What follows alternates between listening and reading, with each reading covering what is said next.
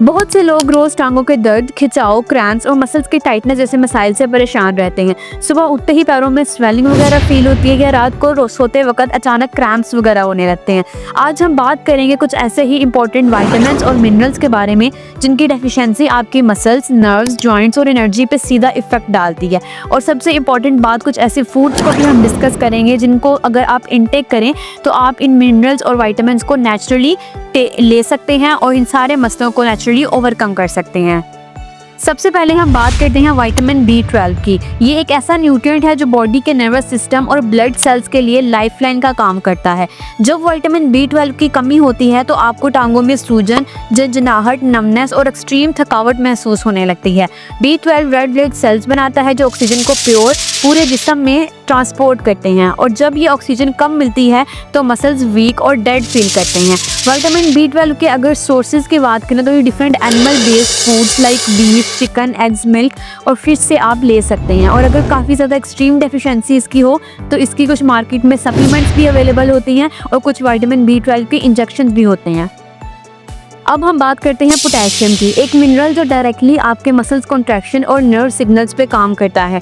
जब पोटेशियम कम हो जाए तो मसल क्रैम्प्स, फटीग और हार्ट बीट इरेगुलरिटी शुरू हो जाती है। आपको लगता है कि बॉडी वीक हो रही है, लेकिन असल में आपका इलेक्ट्रोलाइट सिस्टम डिस्टर्ब हो चुका होता है। पोटेशियम बैलेंस बनाए रखता है और ये आपको ईजिली मिल सकता है bananas, sweet potatoes, white beans, coconut water, spinach और एवोकाडो से।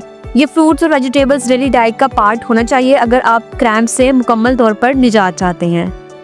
मूविंग फॉरवर्ड हम बात करते हैं कैल्शियम की। कैल्शियम एक ऐसा न्यूट्रिएंट है जिसका नाम सिर्फ हड्डियों के लिए ही सुना जाता है, लेकिन इसका असल में ये आपको डिफरेंट और भी फंक्शंस में परफॉर्मेंस करता दिखाई देगा, जैसे कि मसल्स वगैरह, हार्ट और नर्वस सिस्टम के लिए भी ये इक्वली ही इंपॉर्टेंट है। जब कैल्शियम लेवल लो हो जाता है तो टांगों में सडन क्रैम्प्स, स्पैज्म्स और long term bone pain start हो जाती है। कैल्शियम की कमी से बोन्स ब्रिटल हो जाती हैं और फ्रैक्चर का जो रिस्क है वो बढ़ जाता है। अगर हम इसके बेस्ट सोर्सेज की बात करें कि हमें ये किन चीज़ों से मिल सकता है तो वो है, हमारे पास मिल्क आ जाता है, चीज़ है, योगर्ट, इसके अलावा हमारे पास लीफी ग्रीन वेजिटेबल्स वगैरह आ जाती हैं, ठीक है।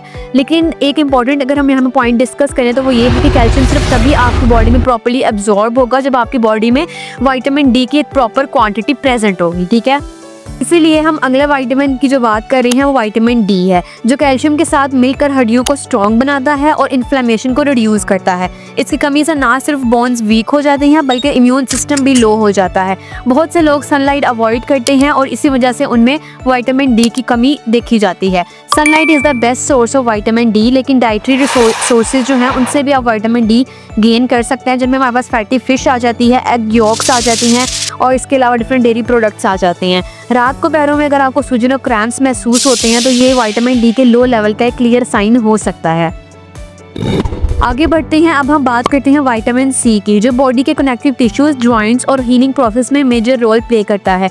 इसकी कमी से टांगों में पेन, स्लो वाउंड हीलिंग और जॉइंट स्टिफनेस होने लगती है। विटामिन C कोलेजन बनाता है। कोलेजन ही वो प्रोटीन है जो मसल्स, लिगामेंट्स और टेंडन्स को मजबूती प्रोवाइड करता है। ये आपको सिट्रस फ्रूट्स जैसे कि ऑरेंजेस, लेमन, स्ट्रॉबेरीज, इसके अलावा बेल पेपर्स, ब्रोकली वगैरह इन सब चीज़ों से ये हासिल हो सकता है। विटामिन C से नॉट ओनली आपकी जो पेन है वो रिड्यूस होती है बल्कि आपकी जो ओवरऑल इम्यूनिटी है वो भी स्ट्रॉन्ग हो जाती है।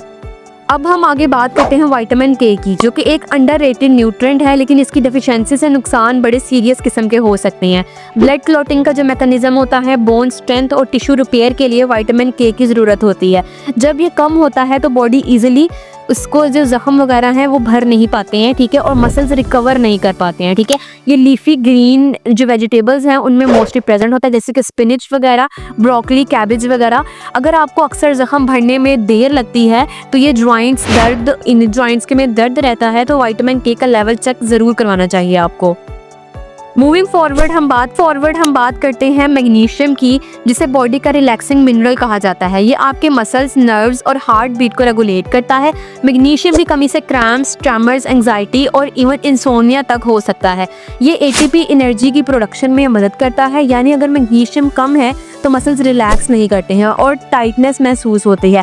बेस्ट सोर्सेज की अगर हम बात करें तो पंपकिन सीड्स आ जाती हैं, आलमंड्स आ जाते हैं, ठीक है। इसके अलावा पिस्ताशियो वगैरह आ जाते हैं, डार्क चॉकलेट, स्पिनिच वगैरह आ जाती हैं, इनसे आप जो है मैग्नीशियम काफ़ी हाई अमाउंट में ले सकते हैं। ये सब चीज़ें अगर रोज़ाना डाइट में शामिल की जाएँ तो आपकी टांगों के क्रैम्प्स सिग्निफिकेंटली रिड्यूस हो सकते हैं। इन सब विटामिन्स को और मिनरल्स को अपनी डाइट का एक पार्ट बनाएं और आपकी जो टांगों का दर्द वगैरह, क्रैम्प्स वगैरह वो इजीली ख़त्म हो सकते हैं, बल्कि आपको एक नेचुरल एनर्जी भी फील होगी, बोन स्ट्रॉन्ग होंगी और आपका पूरा सिस्टम भी बैलेंस रहेगा। अगर आपको हमारी वीडियो पसंद आई हो तो लाइक और शेयर ज़रूर कीजिएगा और अगर आप हमारे चैनल पर नए हैं तो लाजमी सब्सक्राइब कर लीजिएगा।